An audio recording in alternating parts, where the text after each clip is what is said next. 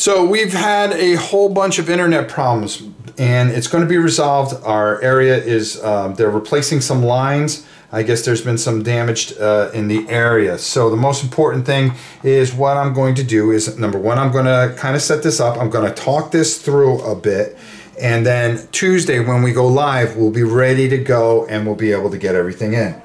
So as you see here, we have everything kind of laid out. Now the first thing that we want to do is we have to pick a faction, which I did, of course. So I have my faction picks. I get 10 resource points or coins, as they call them. You want to make sure that you have your faction markers. I'm going to put one here because this is a win condition, which is prestige, and then our town health we're going to have over here. I have my marker here. The next thing I'm going to do is I'm going to roll 2d10 and 15. So I'm going to put marker 1 on area 15. So it's just a matter of finding where it is. 8, 9, 10, 11, 12, 13, 14, 15. That's where mission 1's going to be. Then we roll again. And I rolled 15 again, believe it or not. I can't do that. 38. It'll be where number 2 is. So we're going to find 38, and you kind of work your way around here. 36, 37, 38. Wow, they're right next to each other. That's not a bad thing. And that would be 6. So we're going to take marker number 3 and put it on 6. And you can see how this is going to go. 98 for number 4. 91, 2, 3, 4, 5, 6, 7, and 98. Oh, wow, right there. Figures it'll go right by Florida, correct, right? Number 5 is 55. And 55, oh, it's right next to us. That's not a bad thing. 69 is the next one. And then our final marker we're going to put at 35, which is right here. So they're all kind of in the area, but in order to get number 3, you're going to have to come all the way out here to get that. So that's where these mission cards come into play. The next thing that we have to do is we have to pick 6 guys. Now I'm going to move this up here into this board so you guys kind of see how I'm going to set this up, because this is where I see a lot of videos fail, where they don't show you how this actually all works. This works on a crown principle, which is very interesting. It's a little heavy in math, but I think you're going to enjoy how this all works. So we're going to take 6 characters. 1, 2, 3, 4, 5, 6. And by turning these over, we're going to place people where and decide which ones we really want to use here. Now these cards are broke up into a bunch of different things. Like here's an attack. If you have a 10, that is a master. And as you can see, this guy is really good at fighting. So I'm going to put him here. I kind of like him. I also like the assassin here. We're going to put him in slot 2. So we have 1, 2. Cassie, oh yeah, she's a little vicious, but her real strength is medical and science and stuff like that. I kind of like her, so we're going to put her here. And I really kind of want to keep this balanced where we have good fighters. Okay, we're going to put him. He's more mechanical and science, so we're going to put him here. And then finally, we have nobody that's a master in anything. If they have a 10, they're a master in things, so that's not cool. But they all come with this flavored text and everything, and they get special abilities. Our faction actually has a special ability. Now this last person here, if anybody dies, we can swap them out. This actually goes where our town roster is. That person we can pull out as we need. This is a mercenary haven, so here's some of the faction perks that we have. Armor Cache, the beginning of the game with the militia rifle spoils card. Okay, so that was another thing that we have to set up is, let's see if we can even find that militia rifle spoils card. And that's a big one because we can get that onto our guy. But you also start with 10 of these spoil cards, and you're going to attach these and try to match up the best thing that you can with your particular faction, because that's really going to help you when you have all these checks, because there's a lot that goes on in this game. And we were talking about, oh no, that's not it. Militia font, there it is. So we start with that. So we're gonna shuffle these up again because we don't want to dish this out. And I'm going to show you what this rifle is going to do. Higher NBC for 2 salvage coins, and that's what these are called, a salvage coin. A gas can. I really like the art, what they do with it. There we go. So we're going to put these spoils, and we're going to take 10 of these. 1, 2, 3, 4, 5, 6, 7, 8, 9, and 10. So now we have all this stuff to kind of dish out. But people have a loadout. Like they can carry, like this guy here, he can carry 13 loadout. And it'll tell you how much the loadout for each one of these things. Like this genuine sock monkey puppet is actually, he is a whopping 0 on the backpack. We have a portable generator. Equipped to vehicles with 4 or more wheels. Okay, so we got cleavers, we got sledgehammers. Oh, we got ourselves a nice vehicle. Now, a vehicle here is going to take up the black die. Okay, when we roll that, and you'll see what I'm talking about. It has 2 attack, but the nice thing about it, but we also have this van here, which is a little bit better, and it's going to give us +2. This would give us +1 to our movement. So because our movement is going to be plus after we decide, I like this one, the van, a little bit better. So I'm going to go with the van. And we actually take this token and move it to the +2. This is to designate that we have +2 movement. So when we go and roll, we're going to deal with it that way. Now, Old Rusty here, we're going to put in the auction house. You can only have 1 vehicle. Ooh, chopper and pilot though. Ooh. Immediately play 10 salvage cone to hire, otherwise discard. Well, we're going to have to discard that. That's a shame. That would have been a great card.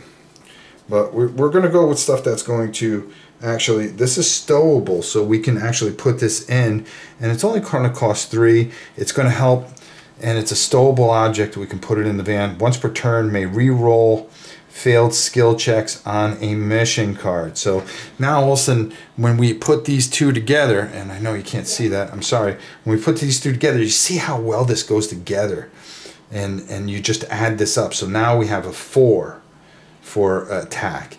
And as far as some of our other abilities, like here, medical, now we have 3. So that's good. We want to attach things as much as we can to our characters. Generator, equipped a vehicle with 4 wheels. This is going to help us. It's going to be -1 to our movement, but that's okay. So now it's going to take down and bring this down. So now we're only going to get +1, but we do get some really nice bonuses here.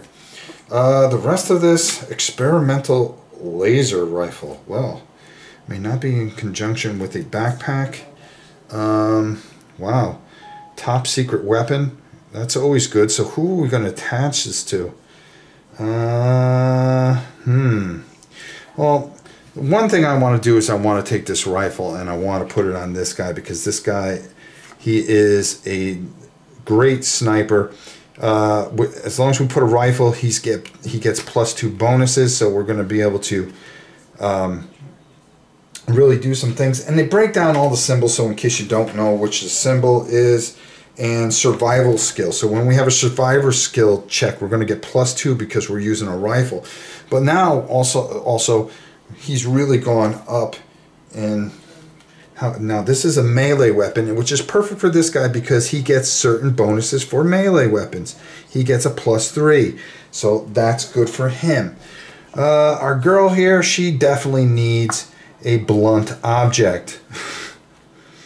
And now she's at an 8 for attack, and her mechanical skill has went up. And we're going to take him, we're going to put this onto this guy right here, because I think that'll work well. You can't see it, but don't worry, I will take care of it. Armor. So right now, 13. Here's a 13, so we're down to 12. I wonder if I should put this on my boy here. Make sure that he's a little heavier with his armor. 8 and 5, he's pretty good. Why don't we put this on her right here. Top secret weapons.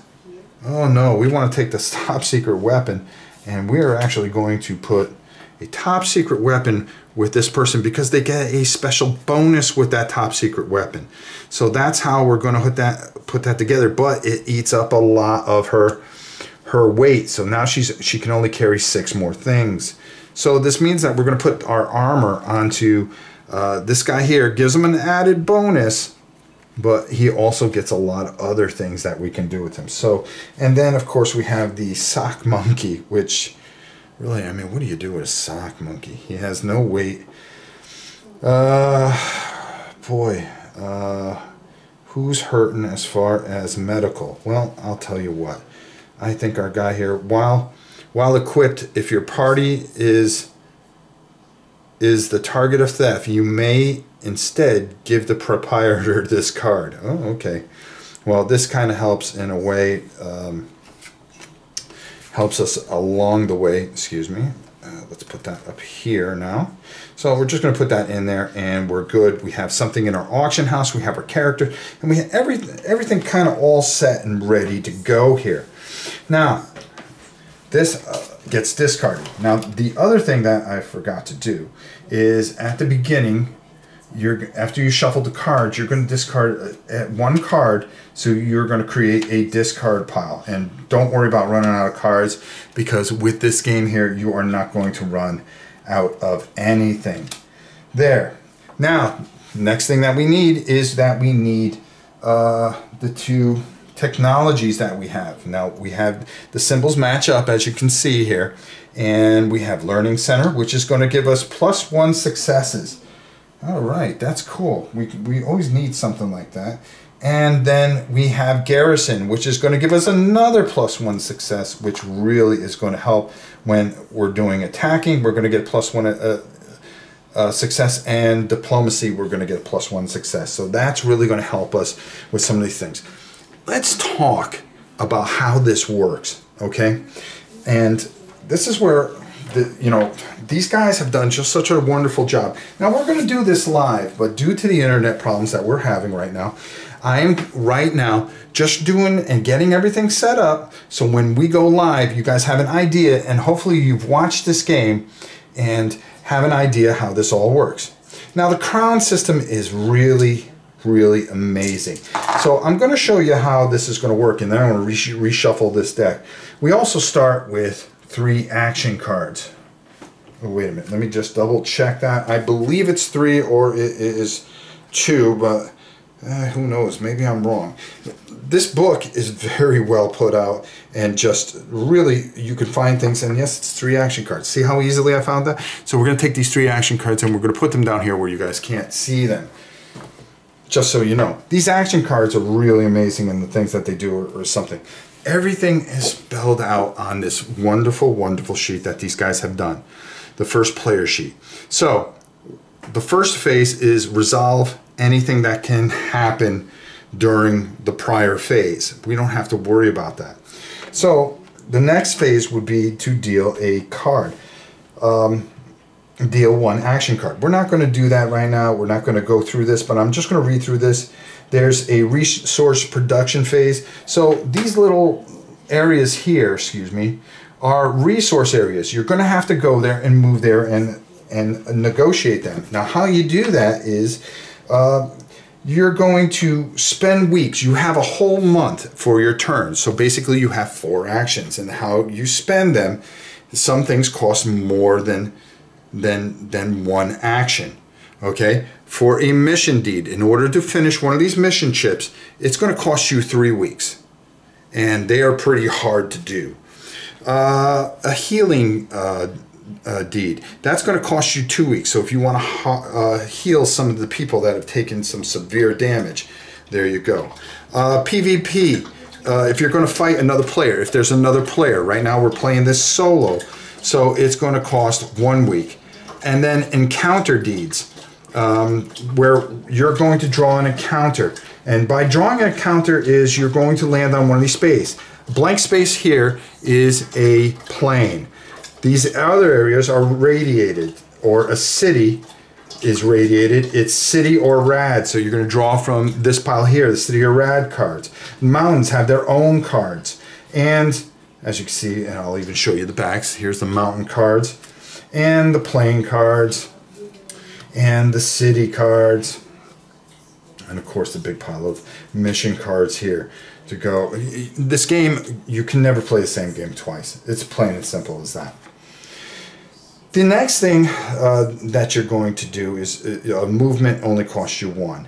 Then it's going to be the end of turn phase where you're going to adjust any chip markers, and then you're going to pass the sheet to the next player and they're going to run through their turn. Let's show you real quick because I just want to kind of show you this so when we go live I don't have to explain this. We can just get right into the game and you have seen this video. We have everything set up how we want it. Hopefully our internet will be back on Sunday morning. We were hoping to do Sherman Leader and this, but we made a promise that we were going to get this game done. We're going to get this game done as soon as the internet gets back here. So what I'm going to do is I'm just going to show you how how something is negotiated. Now I'll reshuffle this. And the thing is that we're going to just say that we moved into a plains here. So we're going to pick a plains card. Now these are supposed to be fairly easy, but this one of course is not. Blood on the Highway. And all this flavored text. I'm going to read it to you and just to give you an idea how it goes. The brutal roar of the motorcycle engine in the desert is unnerving, especially when you notice a large pack of heavily armed bikers cresting a ridge in your rearview mirror. They quickly gain ground, surround your vehicle. In coordinated high-speed maneuver, you recognize them as a notorious outlaw biker gang. Crossbows and bullets begin piercing your vehicle with nerve-wracking precision. A jerk of the steering wheel sends 3 bikes tumbling off into the gorge below in a bloody spectacle of death. Only 47 to go. So, because during the week you had moved, okay, you're going to get yourself 4 salvage. So we would count out 4 salvage and we would put it there. But here's the kicker. We have to come up with 7 successes in attack. So here we have 1. So we already got 1. We need 6 more. Here's the uniqueness of this game and the beauty of this game, this crown system. Everybody is on a crown. Now, if you look here, 1 is here, 2 is here, 3 is here, 4 is here, 5 is here. And then, of course, we have our vehicle, which can attack. You're going to roll all these dice. And what you're going to do is you are going to assign the color to the person. The vehicle gets the black, and the green gets the 5, and the red gets the 4, and the 2 gets the 3. And 7 goes over here, and oh boy, I'm missing 1 die. Whoops, there we go. Just as well. All right, so we automatically get 1 success. Now, there's a little math here. We're going to go through it. I'm going to help you. So, 9 plus 2 is 11. And 11 plus 3, because it's a melee weapon, you get plus 3 attack. 11, which is 13. 10 is 1 success. Okay? The leftover remainder is 3. We're going to compare that remainder to a 4, which is under 4. So 10 is an automatic success. So every 10 is a success. So say we had 24 here, 23 here, or 24. Let's call it 24. We would get 2 successes, and because the 4 ties and it's a wash, you get another success. Now, because we have 1 success, and then we have a remainder of, oh, wait a minute, hold on. That's 11. That's 14. Oh, yeah, 14. So we have a remainder of 4. 4 and 4 gives us another success. So now we're up to 3 successes because our garrison gives us 1. And now we've created 2. Now we go to the next person. And what happens here? We have 9 and 7 is 16. Okay, so we get 1 success, which is good. But because there's 6 left over and the low thing here is 3, guess what? We don't get a second success. So that gives us 4 successes. We need 7, and we only got a few more guys left. Uh-oh. Here we have 5 and 8. Now 5 and 8 is, 5 and 3 is 8. We need underneath a 5. We did not do it, so that is not a success. Wait a minute. 10, that would be under, okay, no, that's right. We have an 8, that's a 5. We have no successes there. See, this is starting to get a little scary now. Now, we need to be under a 4 here, but we're not. We have 6. We rolled a 4. Not good. We did not get a success. We are not under 4, so we're still only have 4. Now, over here, it's 8 plus 5, which is 13.